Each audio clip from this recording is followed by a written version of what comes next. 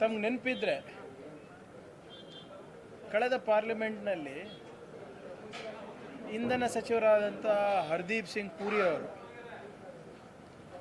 ಸದನದಲ್ಲಿ ಏನು ಹೇಳ್ತಾರೆ ಅಂದರೆ, ಯಾರೂ ಚಿಂತೆಗೆ ಒಳಗಾಗಬಾರ್ದು, ನಮಗೆ 75 ದಿನ ಪೂರೈಕೆ ಆಗಷ್ಟು ಇಂಧನ ಇದೆ ನಮ್ಮ ಹತ್ರ ಅಂತ ಹೇಳ್ತಾರೆ. ಈ ಯುದ್ಧ ಪ್ರಾರಂಭ ಆದಮೇಲೆ ministry of oil and petroleum and natural gas ಅವ್ರ ಕಡೆಯಿಂದ ಏನು ಬರುತ್ತೆ, 25 ದಿನ ಎಷ್ಟು ಪೂರೈಕೆ ಆಗುವಷ್ಟು ಇಂಧನ ನಮ್ಮ ಹತ್ರ ಇದೆ ಅಂತ ಹೇಳ್ತಾರೆ. ಮತ್ತೆ ಮಂತ್ರಿಗಳು ಪುನರುಚ್ಚರಿಸ್ತಾರೆ, ಇಲ್ಲ ನಮ್ಮ ಹತ್ರ 75 ದಿನ ಇದೆ ಅಂತ.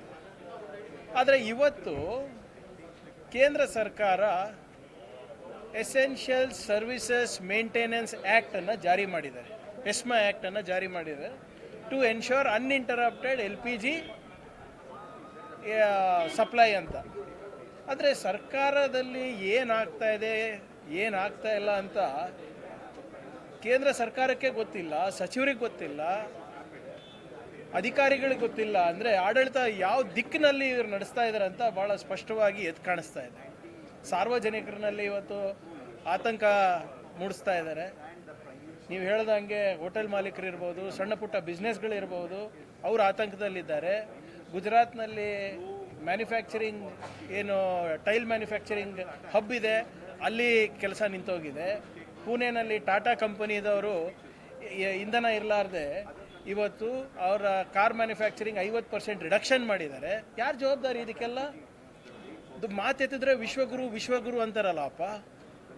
ಏನು ಮಾಡೋದು ನಿಮ್ಮದು? ಇಬ್ಬರು ದೋಸ್ತಗಳು, ಟ್ರಂಪು ನಿಮ್ಮ ಬೆಸ್ಟ್ ಫ್ರೆಂಡ್ ಅಂತೀರಾ, ಇಸ್ರೇಲ್ ಪ್ರಧಾನಮಂತ್ರಿನೂ ನಿಮ್ಮ ಬೆಸ್ಟ್ ಫ್ರೆಂಡ್ ಅಂತೀರಾ, ಇಬ್ಬರು ಸಮುದ್ರದ ಅಲೆಗಳಲ್ಲಿ ಓಡಾಡ್ತೀರಾ ಪ್ಯಾಂಟ್ ಏರ್ಸ್ಕೊಂಡು. ಮಾಡೋದು 15 ದಿನದಿಂದ ನೀವೇ ಇಸ್ರೇಲಲ್ಲಿ ಇದ್ರಲ್ಲ, ನಿಮ್ಗೇನು ಇದೆಲ್ಲ ಹೇಳಿಲ್ವ ಅವರು? ಇದು ನಮ್ಮ ರಾಷ್ಟ್ರದ ವಿದೇಶಾಂಗ ನೀತಿ ಮತ್ತು ಆರ್ಥಿಕ ನೀತಿಯ ವೈಫಲ್ಯ. ರಾಹುಲ್ ಗಾಂಧಿಯವರು ಭಾಳ ಸ್ಪಷ್ಟವಾಗಿ ಇದನ್ನು ಹಿಂದಿನ ಪಾರ್ಲಿಮೆಂಟ್ನಲ್ಲಿ ಕೇಳಿದಾಗ ಕೂಡ ಎಲ್ಲರೂ ಅವ್ರ ಮೇಲೆ ವಾಗ್ದಾಳಿ ಮಾಡಿದ್ರು. ಆದರೆ ಇವತ್ತು ಅವ್ರು ಹೇಳಿದ್ದೆಲ್ಲ ಸತ್ಯ ಆಗ್ತಾ ಇದೆ. ಎಲ್ಲಿದ್ದಾರೆ ವಿದೇಶಾಂಗ ಸಚಿವರು? ಎಲ್ಲಿದ್ದಾರೆ ಹರ್ದೀಪ್ ಸಿಂಗ್ ಪುರಿ ಅವರು? ಎಲ್ಲಿದ್ದಾರೆ ಮೋದಿಯವರು? ಎಲ್ಲಿದ್ದಾರೆ? ಪಾರ್ಲಿಮೆಂಟ್ನಲ್ಲಿ ಬಂದು ಉತ್ತರಿಸ್ಲಿಕ್ಕೂ ಇವತ್ತು ತಾಕತ್ತು ಇವತ್ತು ಪ್ರೈಮ್ ಮಿನಿಸ್ಟರಿಗೆ ಇಲ್ಲ. ಹೋದ ಬಾರಿನೂ ಉತ್ತರ ಕೊಟ್ಟಿಲ್ಲ, ಹಂಗೆ ಓಡೋಗ್ಬಿಟ್ರು. ಈ ಪರಿಸ್ಥಿತಿಗೆ ಕಾರಣ ಮೋದಿಯವರ failed diplomacy, failed foreign policy. ಬರೇ ಮನ್ ಕಿ ಬಾತಿಗೆ ಅವರು ಪ್ರಧಾನಮಂತ್ರಿ ಆಗಿದ್ದಾರೆ, ರೀಲ್ಸ್ ಮಾಡಲಿಕ್ಕೆ ಪ್ರಧಾನಮಂತ್ರಿ ಆಗಿದೆ. ಅಂತಾರಾಷ್ಟ್ರೀಯ ಮಟ್ಟದಲ್ಲಿ ನಮ್ಮ ರಾಷ್ಟ್ರದ ಮರ್ಯಾದೆ ಕಳ್ಕೊತಾ ಇದ್ದೀವಿ ನಾವು. ಸ್ವಲ್ಪ ದಯವಿಟ್ಟು ನೋಡಿ, ವಿದೇಶದ ಬೇರೆ ಬೇರೆ ಚಾನೆಲ್ಗಳಲ್ಲಿ ಮತ್ತು ಪೊಲಿಟಿಕಲ್ ಅನಲಿಸ್ಟು ಏನಂತ ಇದ್ದಾರೆ ನಮ್ಮ ದೇಶದ ಬಗ್ಗೆ, ಏನಂತ ಇದ್ದಾರೆ ಪ್ರಧಾನಮಂತ್ರಿಗಳ ಬಗ್ಗೆ.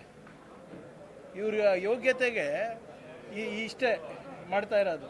ಇವತ್ತು ಎಸ್ಮಾ ಜಾರಿಯಾಗಿದೆ ಅಲ್ಲ, ಯಾರು ಜವಾಬ್ದಾರಿ ಅದಕ್ಕೆ? ಅವ್ರು ಉತ್ತರ ಕೊಡಬೇಕಲ್ಲ. BJP ಅವರು ವಿಶ್ವಗುರು ಬಗ್ಗೆ ಇಷ್ಟು ಮಾತಾಡ್ತಾರಲ್ಲ, ವಿಶ್ವಗುರುನೇ ಮಾಯ ಆಗಿದ್ದಾರಲ್ಲ. ಅದ್ರ ಬಗ್ಗೆ BJP ಅವರು ಸ್ಪಷ್ಟ ಉತ್ತರ ಕೊಡಬೇಕು ಪಾರ್ಲಿಮೆಂಟ್ನಲ್ಲಿ. ಅನಂತಕುಮಾರ್ ಹೆಗಡೆ RSS ಬ್ಯಾನಿನ ವಿಚಾರ ತಾಕತ್ತಿದ್ರೆ ದಮ್ಮಿದ್ರೆ ಅವೆಲ್ಲ ಬ್ಯಾನ್ ಮಾಡಿ. ಅವರಿಗೆ ತಾಕತ್ತು ದಮ್ಮಿದ್ರೆ ಫಸ್ಟ್ ರಿಜಿಸ್ಟ್ರೇಷನ್ ಮಾಡ್ಕೊಳಕ್ಕೆ ಹೇಳ್ರಿ. ವಿಶ್ವದ ಅತ್ಯಂತ ದೊಡ್ಡ NGO ಅಲ್ಲ, ಭಾಳ ದೇಶ ಸೇವೆ ಮಾಡ್ತಾರಲ್ಲ, ಅವರಿಗೆ ತಾಕತ್ತು ದಮ್ಮಿದ್ರೆ ಅನಂತಕುಮಾರ್ ಹೆಗಡೆ ಅವರು ದಯವಿಟ್ಟು ನೀವು ಅವರಿಗೆ ನೋಂದಣಿ ಮಾಡ್ಕೊಳ್ಳಕ್ಕೆ ಹೇಳಿ, ಪಾರದರ್ಶಕತೆ ತಗೊಂಡು ಬರಲಿ. ಅವರ ಏನು ಫೈನಾನ್ಷಿಯಲ್ ಟ್ರಾನ್ಸಾಕ್ಷನ್ ಇದೆ, ದೇಣಿಗೆ ಎಲ್ಲಿಂದ ಬರ್ತಾ ಇದೆ, ಖರ್ಚು ಎಲ್ಲ ಆಗ್ತಾ ಇದೆ, ದಯವಿಟ್ಟು ಜನರಿಗೆ ತಿಳಿಸಿ. ಬ್ಯಾನ್ ಮಾಡೋ ತಾಕತ್ತು ದಮ್ಮು ಅದೆಲ್ಲ ನೆಕ್ಸ್ಟು ಫಸ್ಟ್ ರಿಜಿಸ್ಟ್ರೇಷನ್ ಆಗಕ್ಕೆ ಹೇಳಿ. ಅನ್ರಿಜಿಸ್ಟರ್ಡ್ ಆಗಿ ಓಡಾಡ್ತಾ ಇದ್ದಾರಲ್ಲ ಇವಾಗ, ಅದೂ ಆಗುತ್ತೆ ಸ್ವಲ್ಪದರಲ್ಲೇ. DK ಶಿವಕುಮಾರ್ ಅವರು KPCC ಅಧ್ಯಕ್ಷ ಆಗಿ 6 ವರ್ಷ ಆಗಿದೆ ಸರ್. ಇವತ್ತು ಡಿನ್ನರ್ ಆಯೋಜನೆ ಮಾಡಿದ್ದಾರೆ. ಈಗ ಸಂಭ್ರಮನೂ ಮಾಡಬಾರ್ದು ಹೇಳಿದ್ರು ಸರ್, ನಿಮ್ಮ ಅಭಿಪ್ರಾಯ ಹೇಳಿ ಸರ್. ನೋಡಿ, 6 ವರ್ಷದಲ್ಲಿ ಮಾನ್ಯ DK ಶಿವಕುಮಾರ್ ಅವರು ಪಕ್ಷವನ್ನು ಕಟ್ಟಿದ್ದಾರೆ. ಕೋವಿಡ್ ಸಂದರ್ಭದಲ್ಲಿ ಅವರು ಅಧ್ಯಕ್ಷರಾಗಿದ್ದು, ಅಂಥ ಸಂದರ್ಭದಲ್ಲೂ ಕೂಡ ಪಕ್ಷವನ್ನು ಕಟ್ಟಿ ಅವರು ಮತ್ತು ಸಿದ್ದರಾಮಯ್ಯ ಸಾಹೇಬರು ಇಬ್ಬರು ಸೇರಿ ಇವತ್ತು ಸರ್ಕಾರವನ್ನು ತಂದಿದ್ದಾರೆ. ಅದನ್ನು ಒಳ್ಳೆ ಕೆಲಸಗಳನ್ನು ನಾವು ಮುಂದುವರಿಸ್ತೇವೆ. ಸೊ ಏನೇ ಇದ್ರೂ ಕೂಡ ಅವರ ನಾಯಕತ್ವವನ್ನು ಜನರು ಒಪ್ಪಿದ್ದಾರೆ, ಇವರಿಬ್ಬರ ನಾಯಕತ್ವವನ್ನು ಜನರು ಒಪ್ಪಿದ್ದಾರೆ. ಗ್ಯಾರಂಟಿಗಳನ್ನು ನಾವೇನು ಕೊಡ್ತೀವಿ ಅಂತ ಹೇಳಿದ ಅನುಷ್ಠಾನಕ್ಕೆ ತಂದಿದ್ದೇವೆ. ಒಂದು ಒಳ್ಳೆ ಆಡಳಿತ ಕೊಡಬೇಕಂತ ನಮ್ಮದೇನು ಉದ್ದೇಶ ಇದೆ ಅದನ್ನು ನಾವು ಮಾಡ್ತೀವಿ. ಸರ್ ಇನ್ನೊಂದು ತೆಲಂಗಾಣ ಸೇಮ್ ಬೆಂಗಳೂರಲ್ಲಿ ಟ್ರಾಫಿಕ್ ಜಾಸ್ತಿ ಆಗಿದೆ ಅನ್ನೋಂಥ ಮಾತು. ಯಾವುದು ಬೆಂಗಳೂರು ಟ್ರಾಫಿಕ್ ಜಾಸ್ತಿ ಆಗಿದೆ ನಿಮ್ಮದೇ ಪಕ್ಷದ ಅದಕ್ಕೆ ಟ್ರಾಫಿಕ್ ಇದು ಪ್ರಾಬ್ಲಮ್ ಎವ್ರಿವೇರ್ ಅಲ್ಲ. ಹೈದರಾಬಾದ್ನಲ್ಲೂ ಪ್ರಾಬ್ಲಮ್ ಇದೆ, ಹೈದರಾಬಾದ್ನಲ್ಲೂ ಇದೆ, ಡೆಲ್ಲಿನಲ್ಲೂ ಇದೆ, ಬೆಂಗಳೂರಿನಲ್ಲೂ ಇದೆ, ಚೆನ್ನೈನಲ್ಲೂ ಇದೆ, ಲಂಡನ್ನಲ್ಲೂ ಇದೆ, ನ್ಯೂಯಾರ್ಕ್ನಲ್ಲೂ ಇದೆ.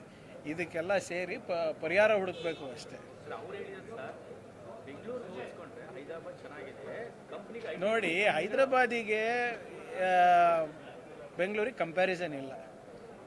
ರಾಷ್ಟ್ರದ ಅತ್ಯಂತ ಹೆಚ್ಚು ನೋಂದಣಿ ರಿಜಿಸ್ಟ್ರೇಷನ್ ಆಫ್ 2 ವೀಲರ್ಸು 4 ವೀಲರ್ಸು ಆಗ್ತಾ ಇರೋದು ನಮ್ಮ ಬೆಂಗಳೂರಿನಲ್ಲಿ. ಹೆಚ್ಚು ಬಂಡವಾಳ ಬರ್ತಾ ಇರೋದು ನಮ್ಮ ಬೆಂಗಳೂರಿಗೆ.